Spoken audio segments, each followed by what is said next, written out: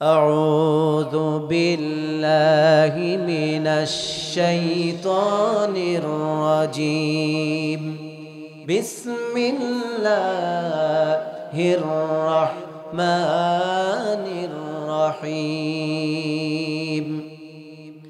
أحسب الناس أن يتركوا أن يقولوا آمنا وهم لا يفتنون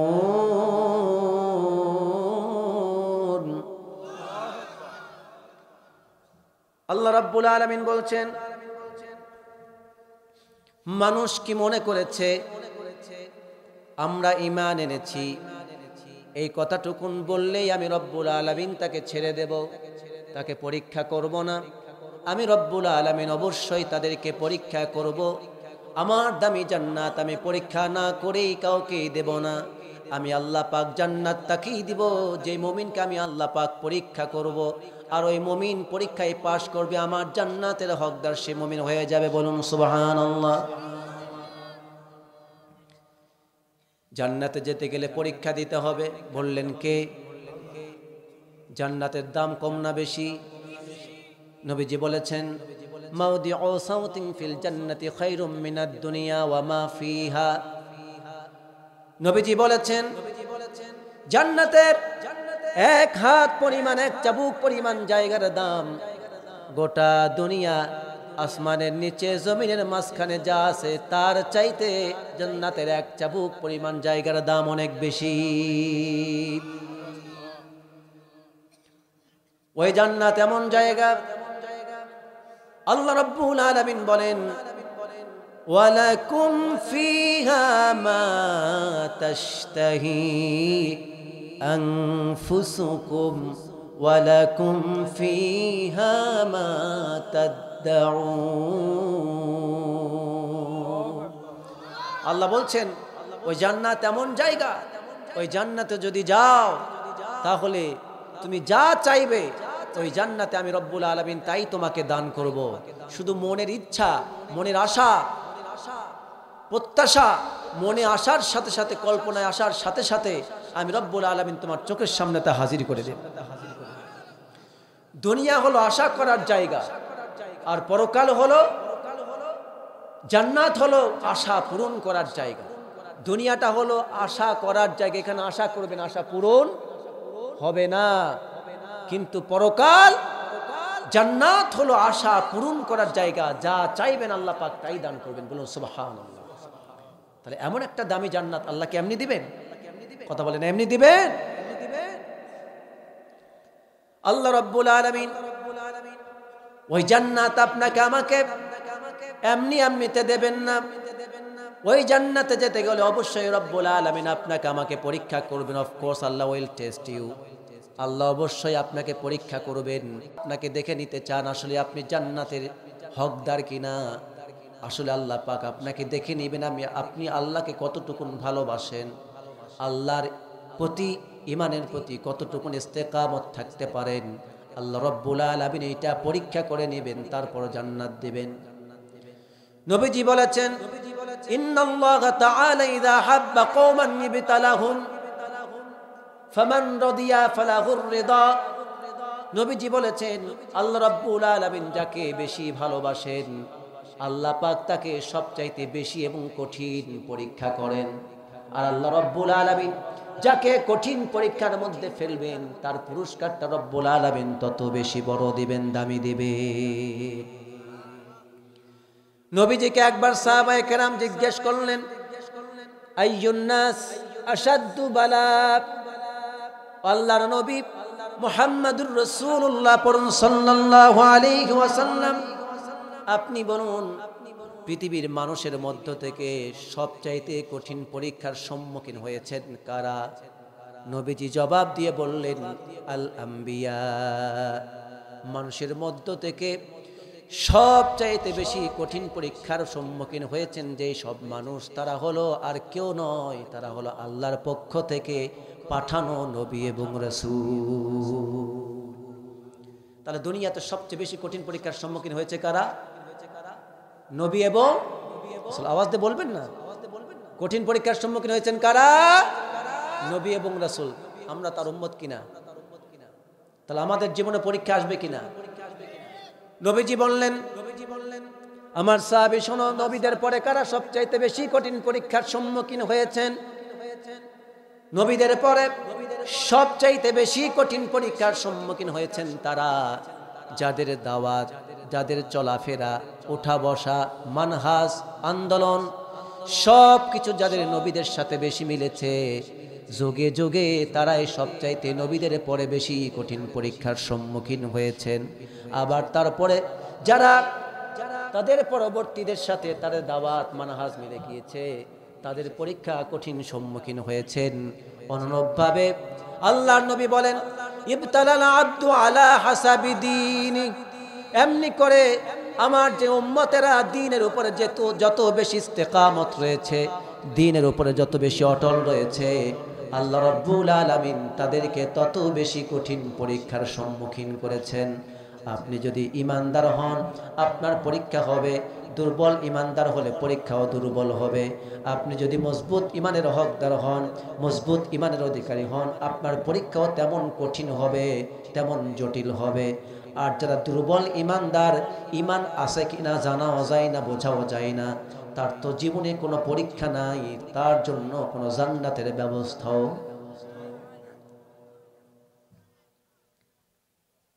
আমার প্রিয় ভাইয়েরা,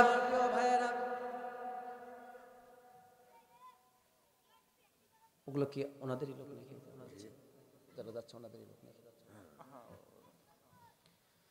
আমার প্রিয় ভাইয়েরা, আপনাদের সামনে গুরুত্বপূর্ণ কিছু কথা বলার জন্য আমি এসেছি। তাহলে মুমিন জীবনে আমাদের লক্ষ্য হলো জান্নাত। আমাদের লক্ষ্য কি? আমাদের গন্তব্য কোথায়? আমরা কোথায় যেতে চাই? জান্নাতে যেতে চাই। আমাদের গন্তব্য জান্নাত। আমরা যদি জান্নাতে যেতে চাই, ওই জান্নাতে যেতে হলে আপনাকে আমাকে পরীক্ষা দিতে হবে। পরীক্ষা ছাড়া কেউ জান্নাতে যেতে পারবো না। আল্লাহর নবী বললেন, যার ঈমান যত বেশি মজবুত তার পরীক্ষা তত বেশি কঠিন। যার ঈমান যত দুর্বল তার পরীক্ষাটাও তত দুর্বল। যার ঈমান নাই তার কোনো পরীক্ষা নাই।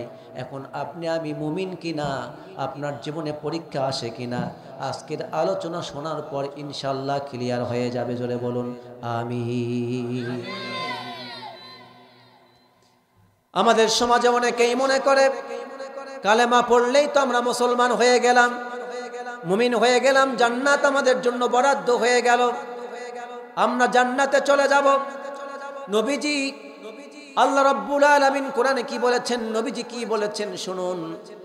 আমরা যতটা মনে করি যে কালেমা পড়লেই জান্নাতে যাব, আমাদের আর কোনো পরীক্ষা হবে না, কিন্তু আসলে ব্যাপারটা এমন নয়। আপনি যে কালেমা জানেন, এই কালেমা আমাদের বাংলাদেশের অনেক হিন্দুও জানে কিনা? আওয়াজ দিয়ে বলুন। খ্রিস্টান, ইহুদি, বৌদ্ধ, আপনার আশেপাশের যারা বুনা বলে ডাকি, মুচি বলে ডাকি, তারা জানলে কি তারা মুমিন মুসলমান?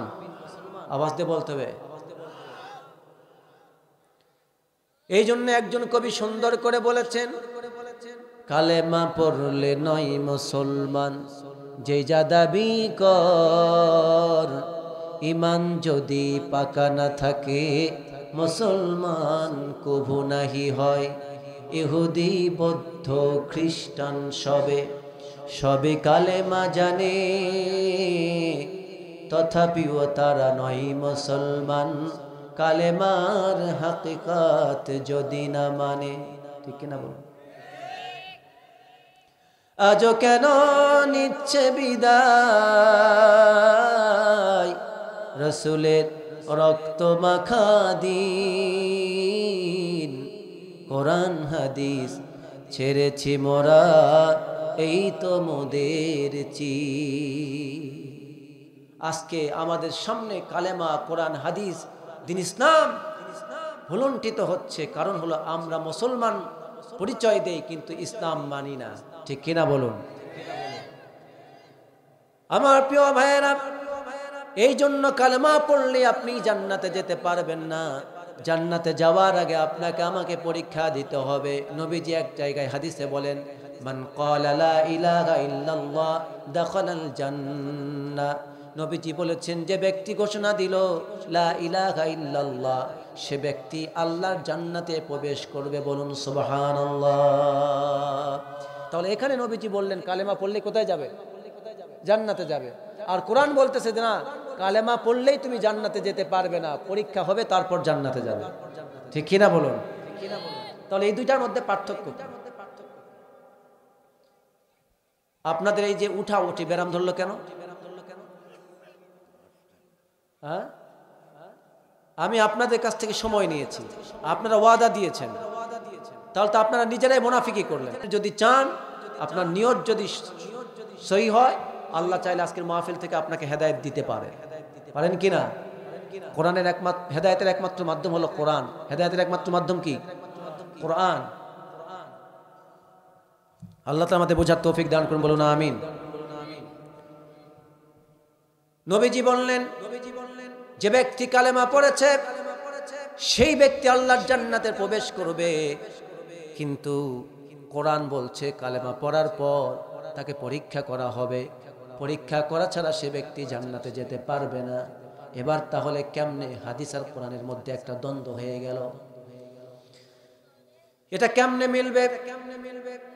নবীজি বলেছেন, যে ব্যক্তি কালেমা পড়ল লা ইলাহা ইল্লাল্লাহ মুহাম্মাদুর রাসূলুল্লাহ, আর ওই ব্যক্তি আল্লাহর জান্নাতে প্রবেশ করবে, সেই ব্যক্তিটা হলো ওই ব্যক্তি যে ব্যক্তি ইসলাম কবুল করলো।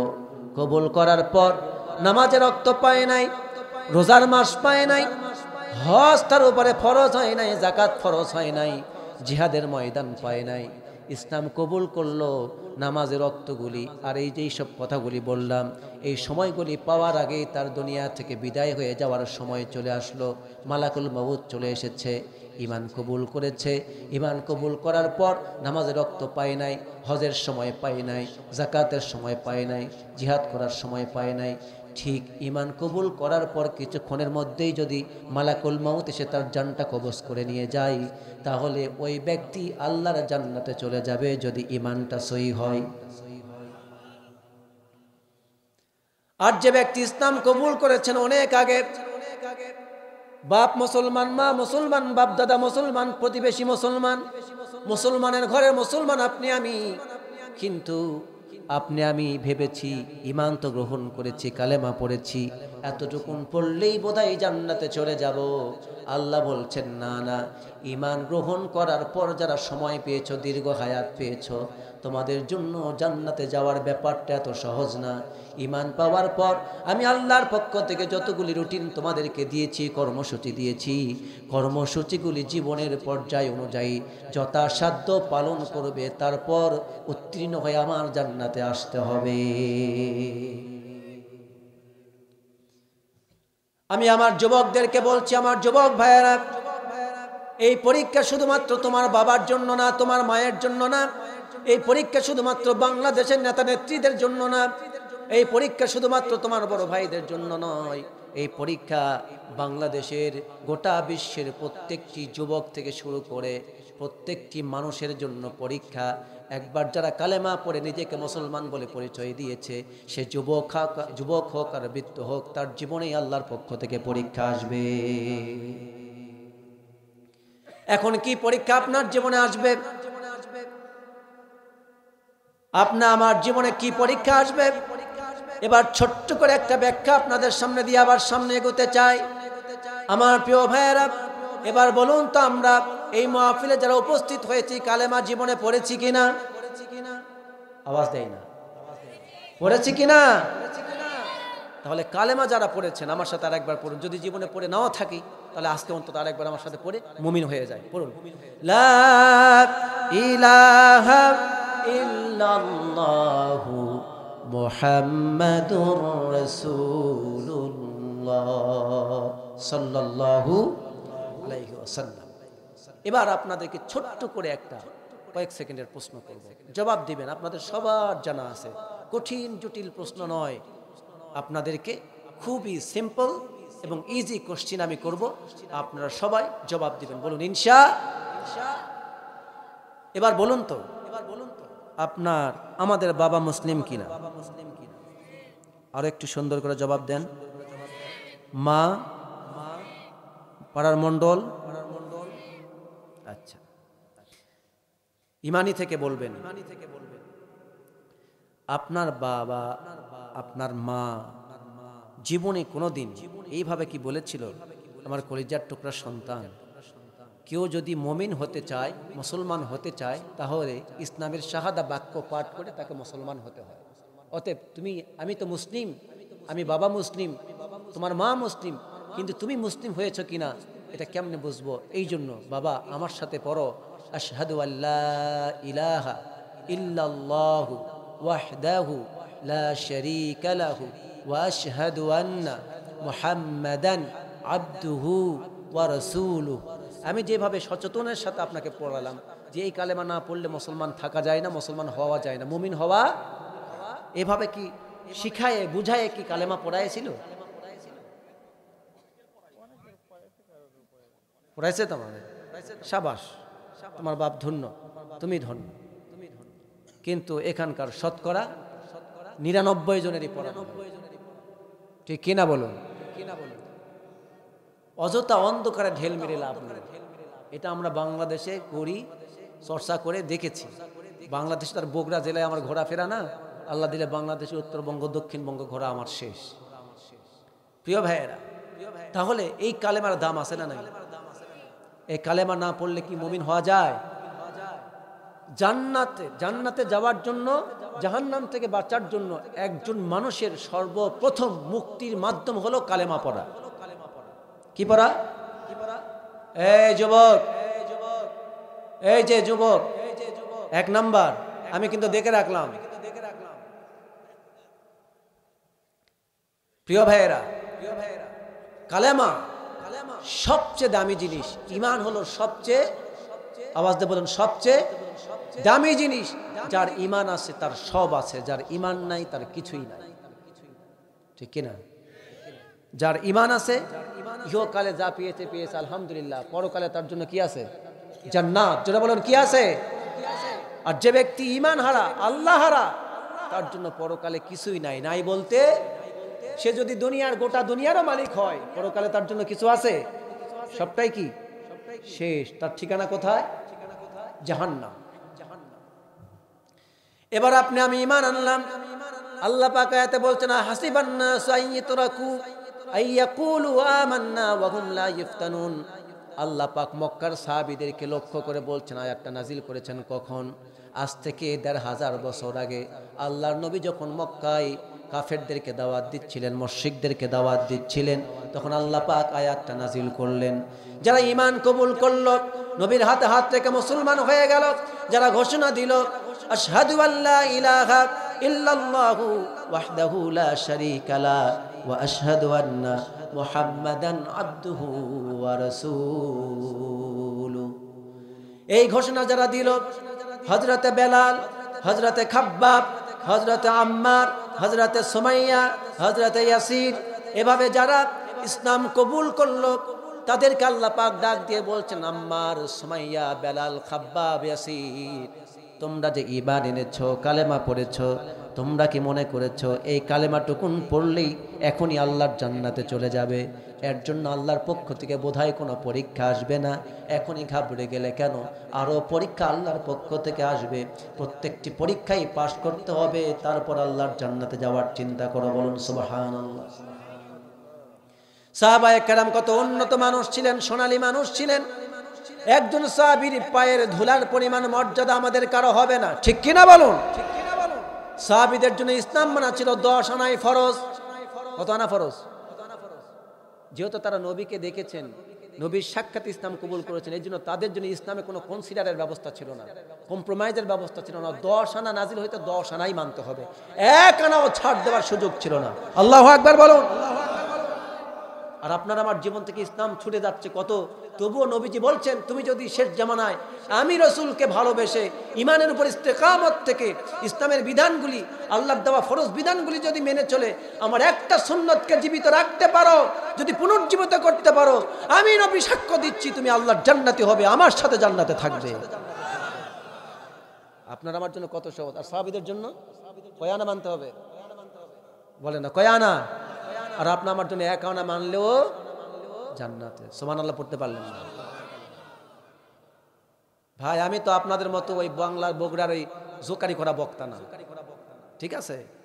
ওদেরকে আনলে আনবেন ওই 1 লাখ টাকা দিয়ে 60-70 হাজার টাকা দিয়ে আনবেন, এই কথা সারা জীবনে পাবেন না। আসে কয়টা গান, কয়টা গল্প, কয়টা কৌতুক, আর কয়েকটা সিনেমার ডায়লগ, কয়েকটা গান বলবে, চলে গেল। দিবেন 60,000 টাকা। আর আমরা যারা কোরআন থেকে তাফসির কথা বলি, চেষ্টা করি, তাদের কথা শোনার জন্য বাংলার অনেক, আপনাদেরকে ধন্যবাদ, আলহামদুলিল্লাহ পড়ি, আপনাদেরকে, আপনার প্রতি আমি কৃতজ্ঞ। কিন্তু অনেক শ্রোতা আছে, ওরা যায় গান শোনার জন্য। এই এটা বক্তা হলো, হাসাইতে পারে না, কাদাইতে পারে না, একটু নতুন নতুন কিছু কথা বলবে, ডায়লগ দেবে, ওর ইমানই শেষ, ঠিক কিনা বলো? কোরআন শুনতে এসে ওরা কৌতুক নিয়ে ব্যস্ত থাকে, ঠিক কিনা? কথা কি আপনাদের বোঝাতে পারছি প্রিয় ভাইয়েরা? আপনারা হচ্ছেন সার্থক শ্রোতা।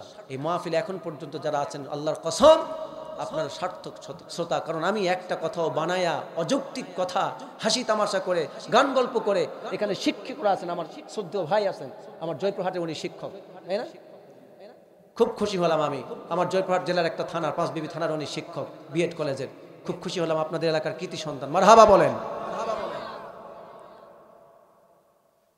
আপনাদেরকে পেয়ে আমি খুশি। কি কথাটি বললাম?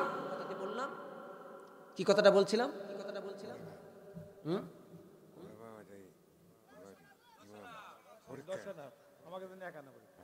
আমাদের জন্য কয় আনা পরীক্ষা? 1 আনা পরীক্ষা দিলে কোথায় যাব? আর সাহাবায়ে কেরাম বলেন সুবহানাল্লাহ। আল্লাহ আমাদেরকে মাফ করুন, বলুন আমিন। আল্লাহ শুকরিয়া আদায় করুন, বলুন আলহামদুলিল্লাহ। আল্লাহ আপনি আমাদের জন্য দিনকে সহজ করে দিয়েছেন। আল্লাহর নবীর সাহাবী আপনাকে আমাকে কি বলেছেন জানেন? আল্লাহর নবী একবার একটা কবর জিয়ারের উদ্দেশ্যে বের হলেন, জান্নাতুল বাকি অর্থাৎ মাকবারায় তিনি চলে আসলেন। সেখানে আসার পর তিনি কবর জিয়ারত করবেন, ঠিক সেই মুহূর্তে তিনি আমাদেরকে নিয়ে আফসোস করলেন। নবীজি তার সাহাবে কেরামদেরকে বললেন, আমার সাহাবীরা, আমার ভিতর খুব ছটফট করছে, আমি যদি আমার ভাইদেরকে দেখতে পেতাম। সুবহানাল্লাহ বলেন। সাহাবায়ে কেরাম বললেন, এটা আবার কি কথা? ইয়া রাসূলুল্লাহ, আমরা তো আপনার সাহাবী, আমরা তো আপনার ভাই, আমরা কি আপনার পাশে নাই? নবীজি বললেন, না না না, তোমরা তো আমার সাহাবী। সুবহানাল্লাহ বলেন। সাহাবায়ে কেরামকে নবীজি জিজ্ঞাসা করছেন, বলো তো বিস্ময়কর ইমানদার কারা? মানে বিস্ময়কর ইমানদার কারা? সাহাবায়ে কেরাম বলতেছেন, ইয়া রাসূলুল্লাহ, বিস্ময়কর ইমানদার আবার কারা? সাহাবায়ে কেরাম, আমরা ঈমান এনেছি, আমরা তো বিস্ময়কর, আপনি আমাদের মাঝে বিস্ময়কর। তখন নবীজি বললেন, দেখো তোমরা কেউ বিস্ময়কর ইমানদার না। সাহাবায়ে কেরাম বললেন, কিভাবে? তোমরা দেখতে পাও আমার উপর কোরআন নাজিল হয়, তোমরা আমাকে সচক্ষে দেখতে পাও, ফেরেশতা আমার কাছে আসে, কোরআন নাজিল হয়, আমাকে হাঁটতে দেখো, চলতে দেখো, খেতে দেখো, তোমরা তো আমাকে দেখে দেখে ঈমান এনেছো, অতএব তোমাদের ঈমান বিস্ময়কর নয়, আশ্চর্যজনক ঈমানদার তোমরা না। সুবহানাল্লাহ পড়েন। সাহাবী বললেন, তাহলে কারা? নবীজি বললেন, এখনো যারা আমাকে দেখেনি, আমি ইন্তেকাল করব, দুনিয়াতে ওফাত হয়ে যাব, মারা যাব, আমার নাম শুনবে, কোনোদিন আমাকে দেখবে না, আমার হাদিস পড়বে, কোরআন পড়বে, আল্লাহর কথাগুলি পড়ে পড়ে আমি নবীকে ভালোবেসে ঈমান আনবে, বিশ্বাস করবে, ওরা আমাকে না দেখে আমার জন্য জীবন দেওয়ার জন্য দাঁড়িয়ে যাবে। তারা হলো দুনিয়াতে সর্বশ্রেষ্ঠ, সবচেয়ে বিস্ময়কর, আশ্চর্যজনক ঈমানদার, যারা আমাকে না দেখেই ভালোবেসে আমার জন্য জীবন দেওয়ার জন্য প্রস্তুত হবে। আপনি আমি সেই ঈমানদার। সুবহানাল্লাহ পড়ুন। আপনি আমি সেই বিস্ময়কর ঈমানদার। আপনাকে আমাকে নবী কত ভালোবাসেন আপনি আমি জানি। নবীজি বললেন, আমার ভাইদেরকে দেখার জন্য আমার মন ছটফট করে। সাহাবায়ে কেরাম বললেন, আপনার ভাই আবার কারা?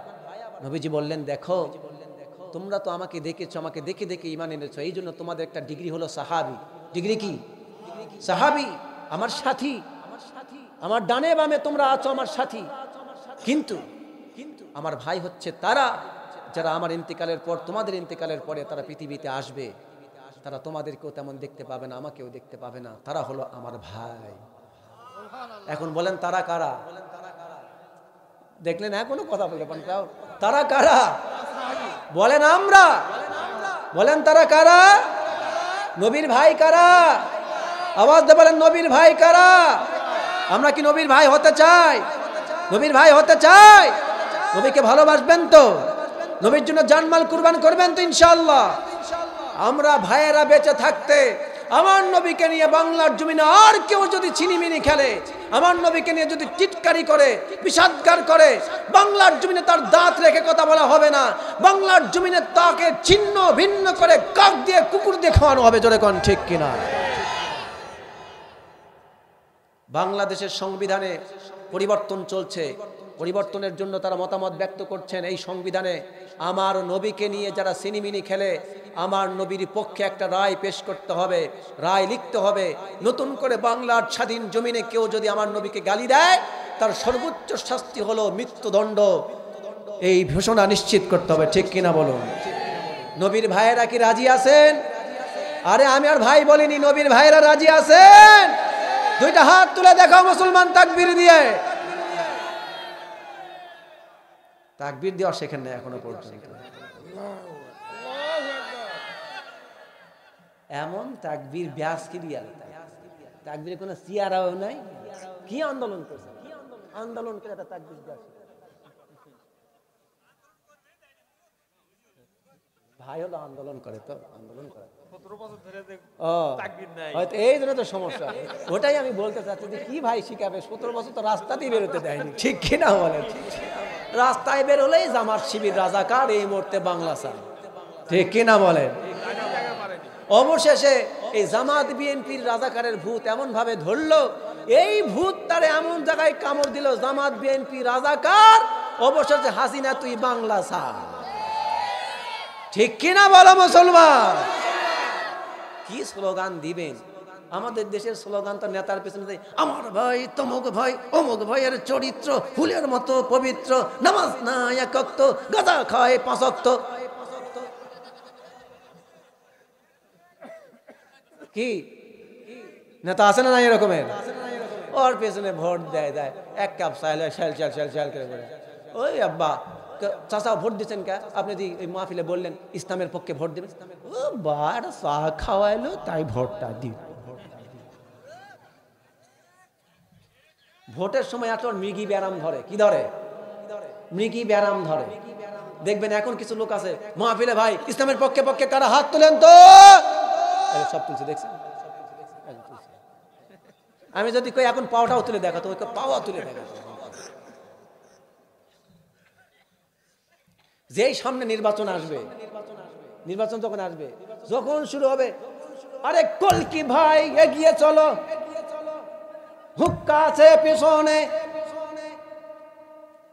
ও তো ঘর থেকে জানলা দিয়ে আমাদের কলকি ভাই তো এ যাওয়া লাগবে, সব এই সলিমুল্লাহ বের হ, গেলেই বিড়ি পাবো, গেলেই চা পাবো, গেলেই সিগারেট পাবো, সব সিগারেট। ঠিক কিনা বলেন? কি সত্য না? এই যে আমার মুরব্বী বলছেন, বাস্তব কথা আমি বলেছি। মুরব্বী লোক সঙ্গী যাদের, সব লোকেরাই সঙ্গী তাদের। মুরব্বী লোকের বুদ্ধি যাদের, সব লোকেরাই। আমার মুরব্বী বলছে বাস্তব কথা, আমার চাইতে ওনার অভিজ্ঞতা বেশি, আমি ওনার ছেলের বয়সী বয়স, তার মানে উনি বেশি দেখছে আমার চেয়ে। ঠিক কিনা বলেন? যখন নির্বাচনের সময় আসে দেখবেন এমন মৃগী ব্যারাম ধরে সুখ পায় না, আমার মার্কাটা দাঁড়াইছে কিনা রে, ওই লোকটা দাঁড়াইছে কিনা, ভোট দিবাগে কোটে দিমো, রাতের মধ্যে আসে হুজুর আপনাকে দিমো, কোতে এবার রাতের বেলা কিন্তু ঢুকতেছে লোক, চাচা দোয়া চাই, চাচা আগামীকালকে আমার ভোটটা দিল 500 টাকা। চাচা কষ্ট, হ্যাঁ রে বা ভোট তো তুই দিমো বা। ঠিক কিনা? এ কথা সত্য না মিথ্যা?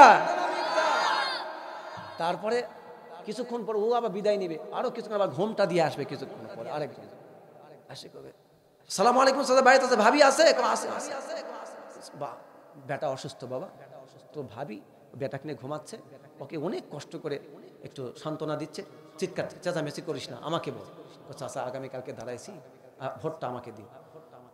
চাচা আপনার বেটা অসুস্থ, আরে আপনাকে আমি কত ভালোবাসি, আপনার বেটা অসুস্থ হয়েছে আমাকে আগে বলবেন না, এই দিলাম 1000 টাকা, বেটা চিকিৎসা করবেন কালকেই।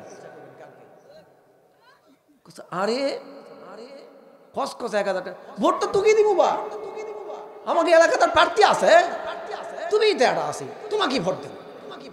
ঠিক কিনা বলে? এইভাবে কেউ শাড়ির একটা বিনিময়ে একটা চায়ের বিনিময়ে রাতারাতি ভোট বিক্রি করে দিয়ে মুনাফিকি করে। কথা সত্য না মিথ্যা? এত ধীরে বললেন কেন? আর একটু জোরে কন। প্রিয় ভাইয়েরা, এই সব নেতার পিছনে স্লোগান দিতে দিতে তো আমাদের মুখ দিয়ে ওই নেতার স্লোগান ছাড়া আর বের হয় না। এই জন্য আপনাদেরকে এই দীর্ঘ 16টা বছর নারায়ে তাকবীর আল্লাহু আকবার আওয়াজ দিয়ে বলতে জামাত বিএনপির স্লোগান, এটা তো দেওয়া যাবে না, এটা তো জঙ্গিদের স্লোগান, ঠিক কিনা বলেন? এই স্লোগান দিলে ওই মসজিদদের ভিতরে কাঁপন সৃষ্টি হয়ে যেত।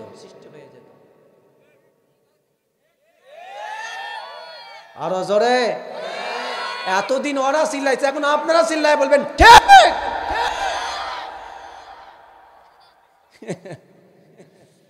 আসি যখন দুটা কয়েই নাকি ভাইরা? আলহামদুলিল্লাহ। তাহলে আমাদের সমাজে এতদিন পর্যন্ত আমাদেরকে তাকবীরটা বলেন তো, আল্লাহু আকবার। আল্লাহ কার নাম? আমাদের রবের নাম। বলেন আল্লাহ কার নাম? আকবার অর্থ কি? বড়। শুধু বড় না, সবচেয়ে যিনি বড় তাকে বলে আকবার। কি বলে? আকবার। এবার বলুন তো, আসমান জমিন মানব দানব যা কিছু আছে সব কিছুর চাইতে বড় কে? কিন্তু ওনারা বলতেন না না, জয় বাংলা, জয় বঙ্গবন্ধু, উনি সবার চাইতে বড়, 1000 বছরের শ্রেষ্ঠ বাঙালি জাতির পিতা, অমক তমক, তার নাম আগে বলতে হবে, এখানে আল্লাহর নাম বলা যাবে না। যেই বলবে সে হলো জঙ্গি, সে হলো মুজিব বিরোধী। এখনো চুপ করে আছে।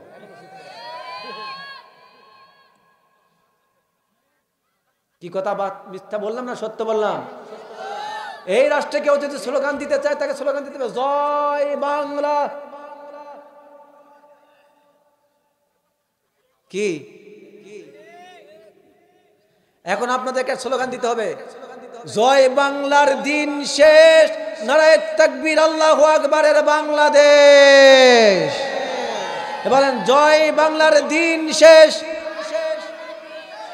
বলবেন নারায়ে তাকবীরের বাংলাদেশ, জয় বাংলার দিন শেষ, নারায়ে তাকবীরের বাংলাদেশ, নারায়ে তাকবীর। ওই দোসররা দেখুক মুসলমানদেরকে আল্লাহু আকবার বলতে দেয়নি, তারা শুনুক যে আল্লাহু আকবার কোন জামাত বিএনপি স্লোগান না। আল্লাহ কার নাম?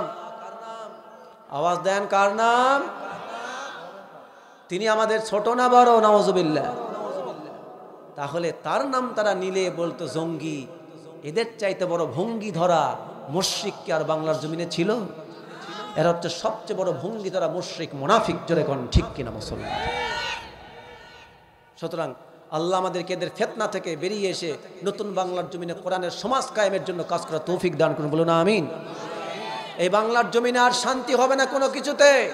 বাংলার জমিনে যদি শান্তি চায় কোরআনের সমাজ ব্যবস্থা লাগবে। জোরে কোন ঠিক কিনা মুসলমানেরা? এই কোরআনের সমাজ ব্যবস্থা কায়েমের জন্য রাজি আছেন না নাই? এবার তাকবীর দিয়ে দেখাতে হবে কারা কারা কোরআনের সমাজ ব্যবস্থা চান। দুইটা হাত আল্লাহকে দেখান মুসলমান।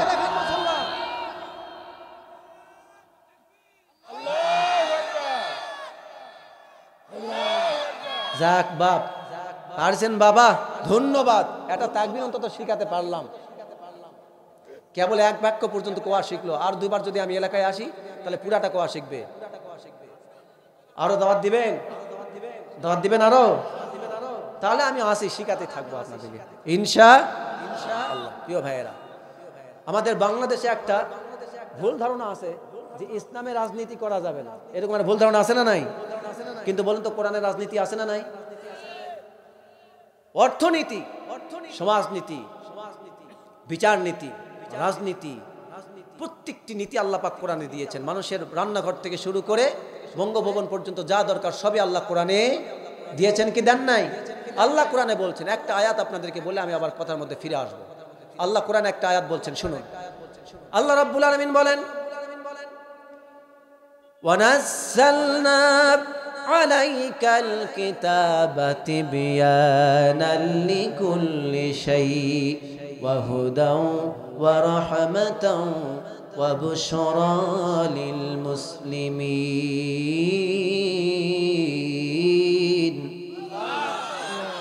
আল্লাহ রাব্বুল আলামিন বলেন, নবী আমি আপনার উপরে যে কোরআন অবতীর্ণ করেছি, এই কোরআনের ভেতরে আমি রব্বুল আলামিন সব কিছু খুলে খুলে বর্ণনা করে দিয়েছি।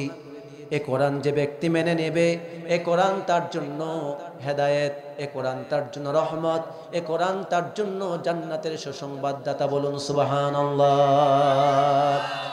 আল্লাহ রাব্বুল আলামিন আর এক জায়গায় বলেন, যালিকাল কিতাবু লা রাইবা ফীহি হুদাল লিল মুত্তাকিন। There is no doubt in the Holy Quran. Al-Quran is the best. Al-Quran is the best of books for muttaqin. এই কোরআন হচ্ছে এমন একটি কিতাব যার মধ্যে কোনো সন্দেহ নাই। Al-Quran is the best divine books. এটি হচ্ছে আসমানি কিতাব যত আছে তার মধ্যে শ্রেষ্ঠ কিতাব, এবং এটা সকল মুত্তাকিদের জন্য হেদায়েত। বলুন সুবহানাল্লাহ। এখানে আল্লাহ তাআলা বলছেন এই কোরআনের মধ্যে কোনো সন্দেহ নাই, কোনো ভুল।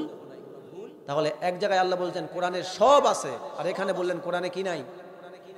কথাটা মিলাই বলবো, আওয়াজ দিয়ে বলেন। এক জায়গায় আল্লাহ বললেন সব আছে, আর এখানে বললেন ভুল নাই। তাহলে ভুল বাদে, এবার বলতে হবে ভুল বাদে, আওয়াজ দিয়ে বলেন ভুল বাদে।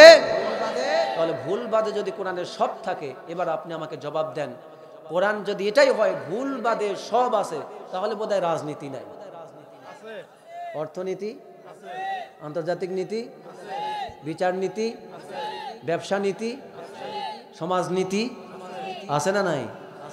এরপরেও যেই সব কুলাঙ্গাররা, কোরআন বিদ্বেষীরা, বুঝে বা অবুঝে যারা বলে, কিংবা জেনে বুঝেই যারা কোরআনের বিরোধিতা করার জন্য বলে, মুসলমানরা কোরআনের মাহফিলে গিয়ে রাজনীতি করবে কেন, কোরআনের মাহফিলে গিয়ে মানুষকে ভোটের কথা বলে কেন, রাজনীতির বক্তব্য দেয় কেন, যারা এটা বুঝে শুনে বলে, বিরোধিতা করার জন্য বলে, আজকে এই মুসলমানদেরকে, এই গাংনগরে মুসলমানদেরকে সাক্ষী রেখে বললাম আল্লাহর কসম তারা কাফের।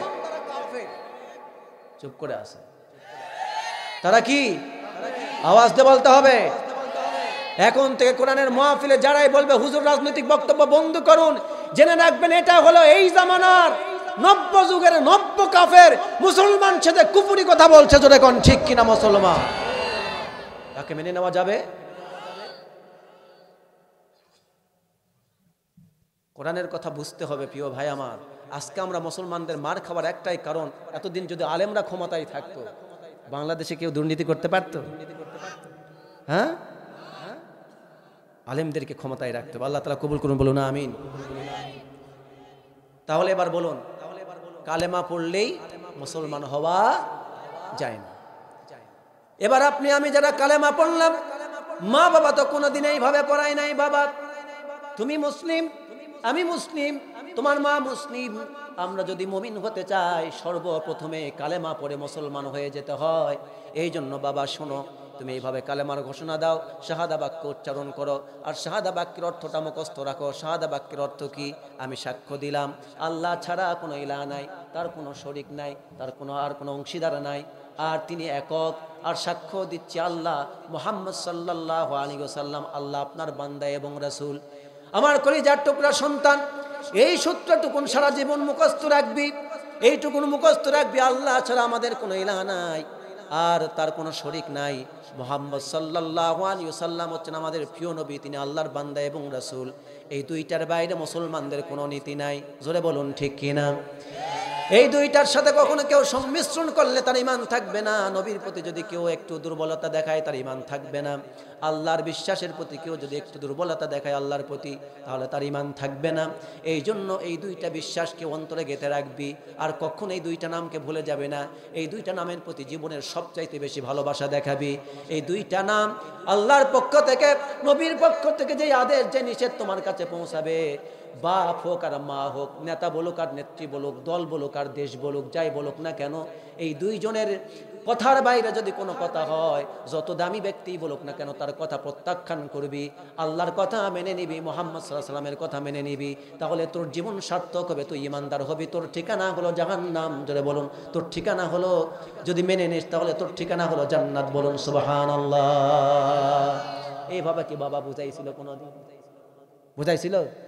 হ্যাঁ বুঝাইছে। হ্যাঁ হ্যাঁ বুঝাইছ, তাহলে বুঝাইছে। আলহামদুলিল্লাহ। সাদার কথা মৌলবীকে একাই বুঝাইছে, একা বুঝায়নি বাপ, একাই বুঝায়নি। আপনি বলুন যে আপনি কি আপনার বাবা মার কাছ থেকে কোরআনের মুসলমানদের জন্য কি ফরজ, কি নফল, কি হারাম এটা শিখতে পারছেন? না, আমি বলি না, আমার উদ্দেশ্য আপনাদেরকে ছোট করা না, আমার উদ্দেশ্য হলো সচেতন করে দেওয়া। আমার আপনার উদ্দেশ্য নেবেন না যে আপনাদেরকে ছোট করছে, আমার উদ্দেশ্য এটা আমাদের বাপ মারা অধিকাংশই করেনি। কেন করেনি? আমার মা বাপই তো ওই শিক্ষাটা পায়নি। কি বোঝাতে পারছি কথা? মা বাপকে দোষ দেওয়ার জন্য উদ্দেশ্য না।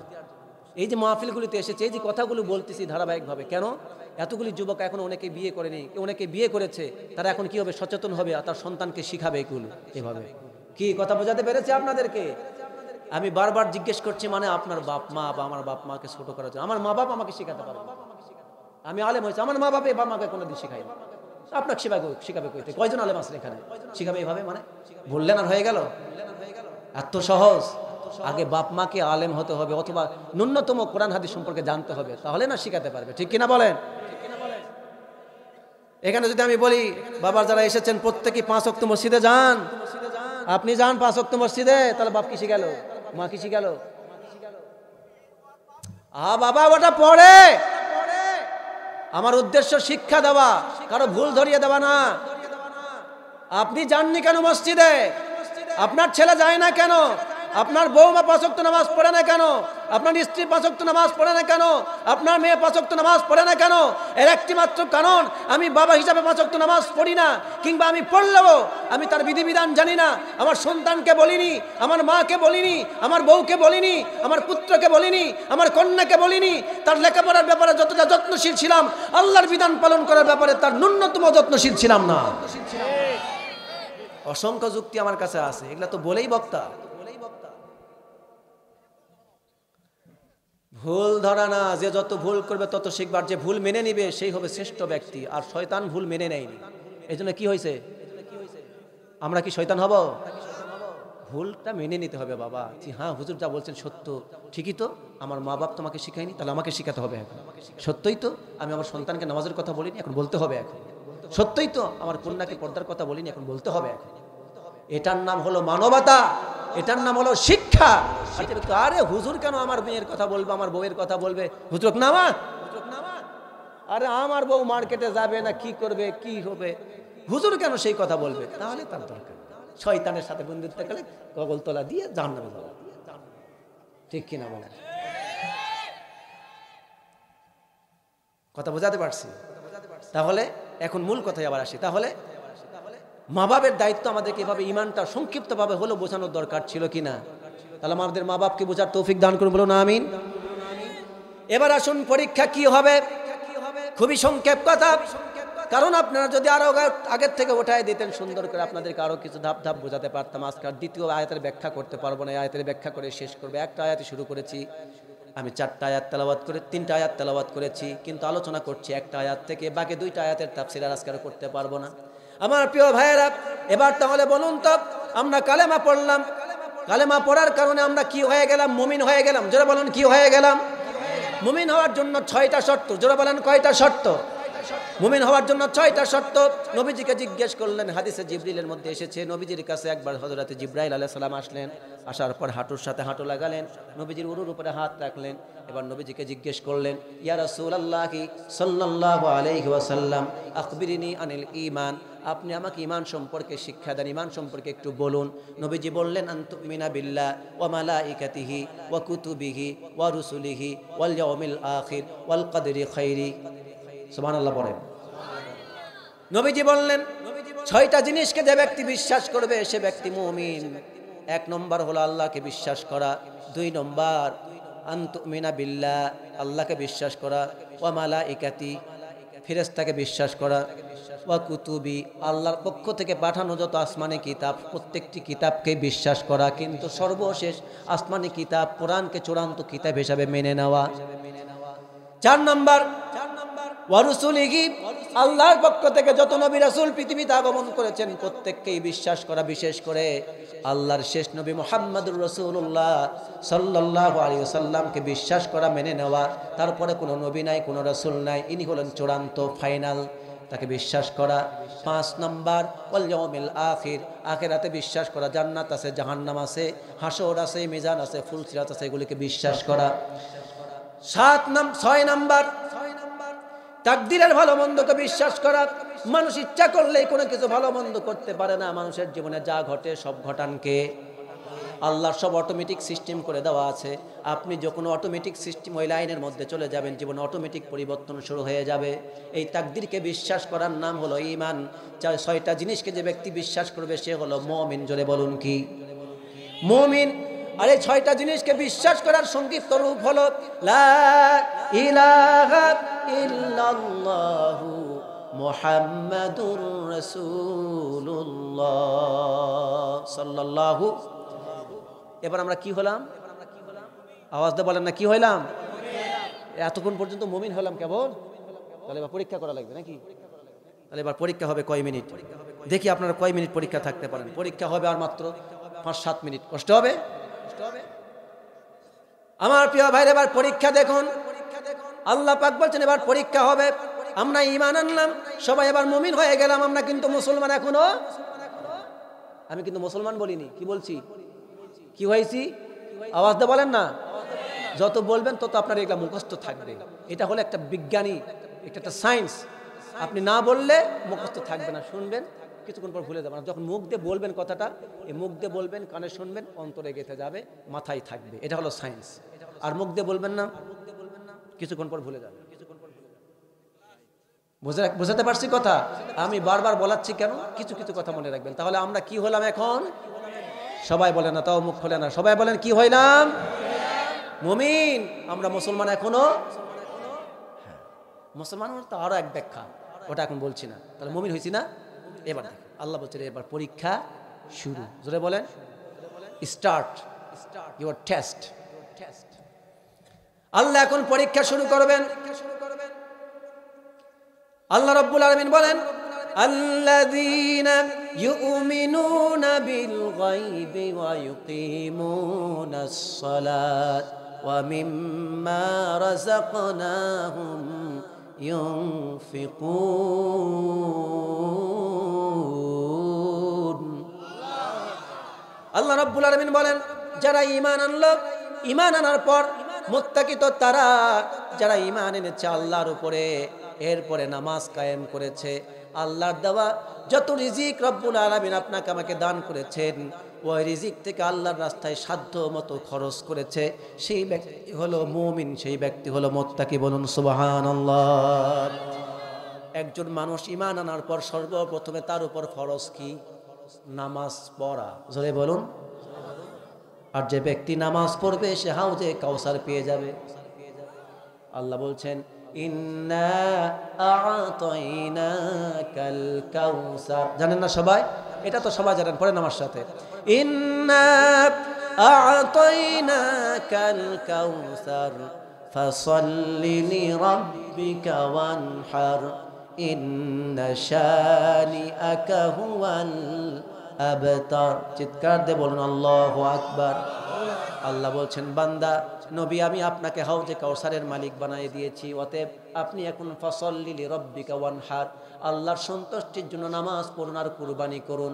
আর আপনাকে যারা গালি দেয়, বকা দেয়, আপনাকে গোড়া কাটা বলে, লেস কাটা বলে, বংশ নির্বংশ বলে, ওরা এই দুনিয়া থেকে নির্বংশ হয়ে যাবে।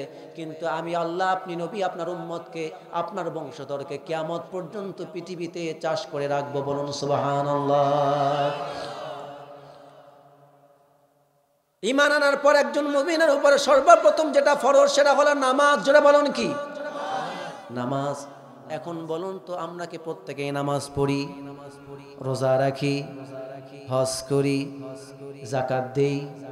আমার প্রিয় ভাইয়েরা, আমাদের সমাজে এমন লোক আছে, ওকে যখন প্রশ্ন করবেন ভাই চলো মসজিদে যায়, চাচা চলো মসজিদে যায়, দাদা চলুন মসজিদে যায়, প্রতিবেশীকে যখন বলে তখন বলে এই তুই যা, তোর কাজ তুই কর, তোর আমি দেব, আমার কবর নিয়ে তোর টেনশনের কারণ নাই, তোর চিন্তা তুই কর, আমার চিন্তা আমি করি। ঠিক কিনা বলেন? আছে না নাই? শুধু এটাই না, আবার বলে আরে যে আমাকে নামাজের জন্য ডাকছে তার চাইতে আমার ঈমান ভালো আছে। আছে না নাই? ওকে নামাজের জন্য ডাকে, তোর কবরের চিন্তা তুই কর, যা তো রে বা ভেজাল করিস। একটা গল্প আছে, গুরুত্বপূর্ণ কাজ হচ্ছে নামাজের কাজ, যা বলে বহু নামাজ দেখছো, তোর মতো বহু নামাজ দেখছি, তুই যা যা যা। চলেন, নামাজ হলো বেহেস্তের চাবি। নামাজ কিসের চাবি? আর বেহেস্ত। আবার বিরক্ত করে, এ তুই নামাজ পড়লে কি হবে, তুই কি করেছিস আমি দেখিনি, তোর চাইতে আমার ঈমান ভালো আছে। কি তাহলে আওয়াজ দিয়ে বলেন, ঠিক না ব্যাঠিক? আরো জোরে। হ্যাঁ, ঈমান ভালো আছে, ওর ঈমান আছে আসলে। আল্লাহর নবী বললেন বাইনাল আবদি ওয়াল কুফরি তারকুস সালাত। যে ব্যক্তি, ওই ব্যক্তি আল্লাহর বান্দা, মুমিন আর বান্দার মধ্যে মুমিন আর কাফেরের মধ্যে পার্থক্য হলো যে নামাজ পড়লো সে মুমিন, যে নামাজ ছেড়ে দিল সে কাফের। মান সালাতান মুতাআম্মিদান মান তারকা সালাতান মুতাআম্মিদান ফাকাদ কাফারা। যে ব্যক্তি ইচ্ছা করে নামাজ ছেড়ে দিল সে কুফরি করলো। আল্লাহর নবী বলেন আস-সালাতু ইমাদুদ্দিন, নামাজ হলো দ্বীনের খুঁটি। যে ব্যক্তি নামাজ ছেড়ে দিল সে দ্বীনকেই ধ্বংস করে ফেললো, তছনছ করে ফেললো, চুরমার করে ফেললো। একটা ঘরের পিলার যেমন থাকে, পিলারগুলি যদি ভেঙে দেন বলুন তো ঘর থাকবে না, ধপাস করে পড়ে যাবে, লন্ড ভন্ড হয়ে যাবে, ধাম করে পড়ে যাবে, ঠিক কিনা বলুন? একজন ইমানদার ব্যক্তির ইমানের উপর ইস্তেকামত থাকবার জন্য সর্বপ্রথম শক্তিশালী পিলার হলো নামাজ। যে ব্যক্তি নামাজ ছেড়ে দিল সেই ব্যক্তি ইমানের খুঁটিকে, ইসলামের খুঁটিকে তছনছ করে ফেললো, ভেঙে দিল। সুতরাং তার ইমান থাকে না, সঙ্গে সঙ্গে ইমানের মধ্যে ধস নেমে যায়। যে ব্যক্তি বলে নামাজ পড়ি না তো কি হয়েছে, ইমান ভালো আছে, আল্লাহর কসম তার ভেতরে সরিষা পরিমাণও ইমান নাই। ওটা সলিড কাফের। সলিড কি এটা ইয়ারকির ছলে বলে? কাফের। কাফের কি বলেন? খবরদার এই কথা মুখ দিয়ে আনবেন না। বলবেন বাবারে নামাজের দাওয়াত দিচ্ছিস, নামাজ পড়ি না, নামাজ পড়তে হবে ইনশাআল্লাহ, আগামী ওয়াক্ত থেকে যাব, আমার জন্য দোয়া করিস, হাদায়াতের জন্য দোয়া করিস, আল্লাহর কাছে নিজেও দোয়া করুন, আল্লাহ আমাকে নামাজ পড়ার তৌফিক দিন। আপনি যেটা ইয়ারকি করে বলতেছেন বা তুচ্ছ তাচ্ছিল্য করে যদি বলেন, ইয়ারকি করে যদি বলেন ইসলামের একটা শিয়ার নিয়ে, আল্লাহর কসম ইমান থাকবে না। কি থাকবে না? ইমান থাকবে না। ইমানের পরে আপনি কুফরি করলেন, ইমান আনছেন কিন্তু তারপরে কি করছেন? ইসলামের একটা ছোট্ট বিষয়কে আপনি তুচ্ছ তাচ্ছিল্য করেছেন। আপনি যদি মাথার টুপিটা নিয়েও যদি তুচ্ছ করেন না, ইমান থাকবে না। আর আমাদের জালেম সরকার তো এই টুপিকে কুত্তার মাথায় পড়াই দিয়েছে। ইমান ছিল? কত বড় ইমান ছিল? আল্লাহ রাব্বুল আলামিন বলছেন শুনুন, যারা জাহান্নামে যাবে আপনাদেরকে আর কষ্ট দিব না, এই পয়েন্টটা বলে শেষ করে দিব। আল্লাহ রাব্বুল আলামিন বলেন যারা জাহান্নামে যাবে, জাহান্নামে যাওয়ার পর সর্বপ্রথম তাকে যেটা জিজ্ঞেস করা হবে, আল্লাহ রাব্বুল আলামিনের ফেরেশতারা তাকে জিজ্ঞেস করবে, জাহান্নামের ফেরেশতারা বলবে কেন জাহান্নামে আসলা, কি অপরাধ তোমাদের বলো। তখন যারা জাহান্নামে যাবে তারা জবাব দিয়ে বলবে, তাদের প্রথম জবাবটাই হলো ক্বালু লাম নাকু মিনাল মুসাল্লিন ওয়া লাম নাকু নুতঈমুল মিসকিন ওয়া কুন্না নাখুদু মাআল খাইদিন ওয়া কুন্না নুকাযযিবু বিয়াউমিদ্দিন হাত্তা আতানাল ইয়াকিন। তারা জবাব দিয়ে বলবে, জাহান্নামের ফেরেশতারা শোনো, আমরা কেন জাহান্নামে এসেছি? দুনিয়াতে আমরা সবাই ইমানদার ছিলাম কিন্তু মুসল্লি ছিলাম না। কি ছিলাম না? কি ছিল? ইমানদার ছিল। কি ছিল না? মুসল্লি। আমরা ইমানদার ছিলাম, কালেমা পড়েছিলাম, কিন্তু আমরা নামাজি ছিলাম না, এবং গরিব দুঃখীদেরকে আমরা খেতে দিতাম না, খেতে উৎসাহ দিতাম না। ওয়া কুন্না নাখুদু মাল খাইদিন, আর আমরা ধোঁকাবাজ ছিলাম। আমরা যারা আলেমদেরকে গালিগালাজ করতো, ইসলাম নিয়ে তুচ্ছ তাচ্ছিল্য করত, ইসলামের বিরুদ্ধে স্লোগান দিত, ইসলামের বিরুদ্ধে মতবাদ প্রতিষ্ঠার চেষ্টা করত, আমরা ইসলাম বিরোধীদের সাথে থেকে আমরা ইসলামপন্থীদেরকে গালি দিতাম, আলেম ওলামাদেরকে গালি দিতাম, আর ইসলাম বিরোধীদের হাতকে শক্তিশালী করতাম। এমন অবস্থায় মালাকুল মউত আমাদের কাছে চলে এসেছে, আমাদের মৃত্যু হয়ে গেছে, এখন আমরা জাহান্নামে এসেছি।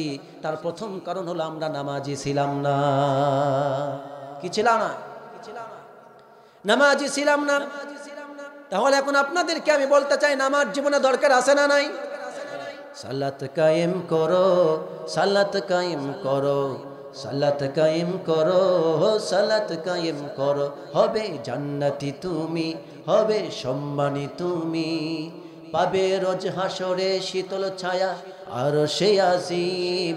রব্বিয়াল আলা, রব্বিয়াল আজিম, রব্বিয়াল আলা, রব্বিয়াল আজিম। আল্লাহ কবুল করুন, বলুন আমিন। আমাদের সমাজে অনেক ভাই আছে, মসজিদের মুয়াজ্জিন আযান দিয়ে দেয়, আল্লাহু আকবার, আল্লাহু আকবার, আযান দেয় কিনা মুয়াজ্জিন? আযান দেয়, ও ঘাড় কাত করে মসজিদের পাশ দিয়ে চলে যায়, ঠিক কিনা বলেন? যে সর্বোচ্চ কি করে, হয় কোথাও তাস খেলে, অথবা কি করে কোথাও যায় গল্পের আড্ডায় যায়, অথবা কি করে না হয় জুয়া খেলে, অথবা কি করে না হয় সিগারেট খায়, অথবা কোথায় যায়, না হয় সিনেমায় যায়, না হয় টিভি দেখতে যায়, না হয় কোথাও বেশি গল্প করে আড্ডা দেয়, এর বাইরে আর কিছু না হয় কাজেই গেল।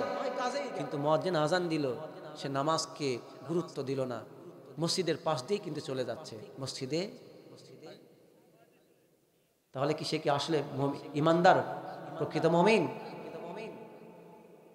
তুমি কেমন মুসলমান, তুমি কিসের মুসলমান, তুমি কেমন মুসলমান, তুমি কিসের মুসলমান, তোমার পায়ে পায়ে পাপ, তোমার পাপে ভরা প্রাণ, তুমি নকল টাকায় নকল পয়সায় খেয়েছো ঈমান। ঠিক কিনা বলেন?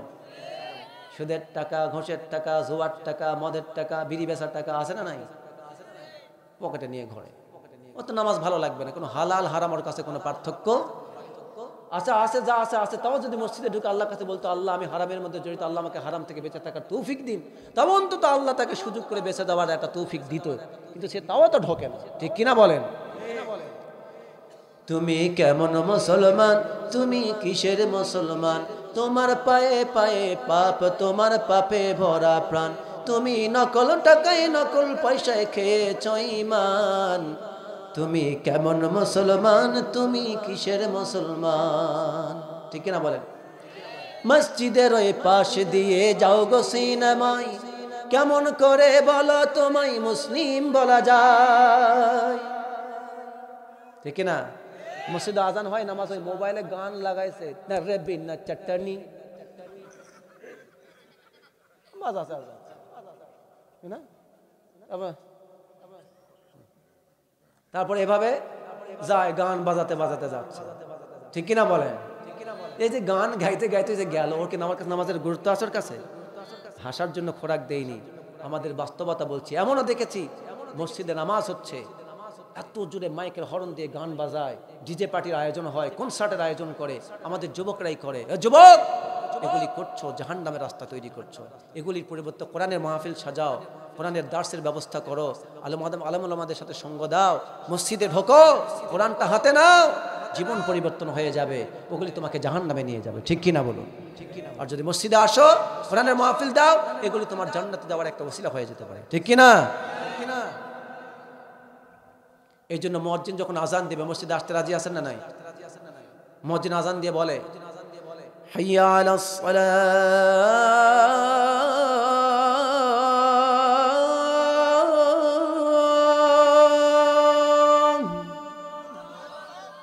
মুয়াজ্জিন বলে যে কল্যাণের, মুয়াজ্জিন বলে যে নামাজের দিকে আসো। কোন দিকে আসো? নামাজের দিকে। হাইয়া আলাস সালাহ, হাইয়া মানে আসো। মসজিদে ডাকে মুয়াজ্জিন, এই ডাক কার? মুয়াজ্জিনের মুখ থেকে প্রকাশ হয়, কিন্তু ডাকটা কার? এরপর মুয়াজ্জিন বলে, আপনাকে আমার রাগ দিয়ে বলে, হাইয়া আলাল ফালাহ,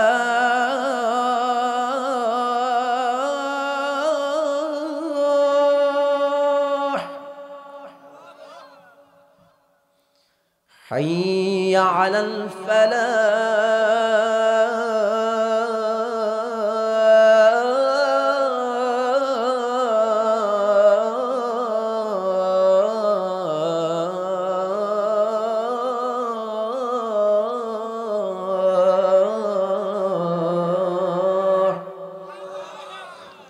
মুয়াজ্জিন বলে এসো কল্যাণের দিকে। কি বলে? মসজিদে আসলেই কল্যাণ, মসজিদে আসলে নামাজ দিবে, আল্লাহকে সেজদা দিবে, আল্লাহর জান্নাতে চলে যাবে, আল্লাহর নিকটবর্তী হয়ে যাবে। সুবহানাল্লাহ। ওয়াসজুদ ওয়াক্তারিব। আল্লাহু আকবার,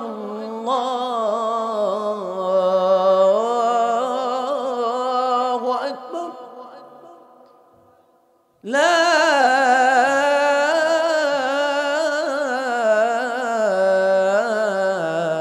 ইলাহা ইল্লাল্লাহ।